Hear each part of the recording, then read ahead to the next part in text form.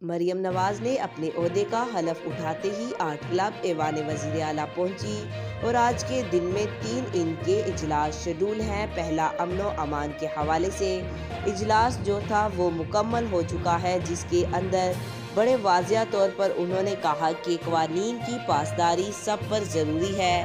ٹیکسیلا میں جو خواتین کے ساتھ بدتمیزی کا واقعہ چند روز قبل پیش آیا تھا، اس پر مریم نواز نے خاصی بھرمی کا اظہار کرتے ہوئے کہا کہ اگر قانون نافذ کرنے والے خود ہی اس قسم کے رویے اپنائیں گے تو کیسے لوگ قانون کی پاسداری کریں گے۔ ان کا کہنا تھا کہ قانون کا احترام اپنی جگہ، لیکن عام شہریوں کے ساتھ جو غیر انسانی سلوک ہے وہ کسی صورت قابل برداشت نہیں ہے۔ ساتھ ہی ساتھ ان کا کہنا تھا کہ خواتین کے حقوق کا تحفظ، اقلیتوں کے حقوق اور بچوں کے ساتھ جو ریپ کے کیسز ہیں، یہ ہماری ریڈ لائن ہوگی۔ کسی بھی قسم کی جو رشوت خوری ہے اس کو قبول نہیں کیا جائے گا، اور ساتھ ہی ساتھ میرٹ پر تمام کام صوبے میں انجام دیے جائیں گے۔ مریم نواز نے اس حوالے سے بھی آئی جی پنجاب اور جو دیگر یہاں پر حکام موجود تھے ان کو واضح طور پر کہا کہ تھانہ کلچر جو ہے اس کے اندر بھی اب ایک واضح تبدیلی نظر آنی چاہیے، اور پولیس فورس کو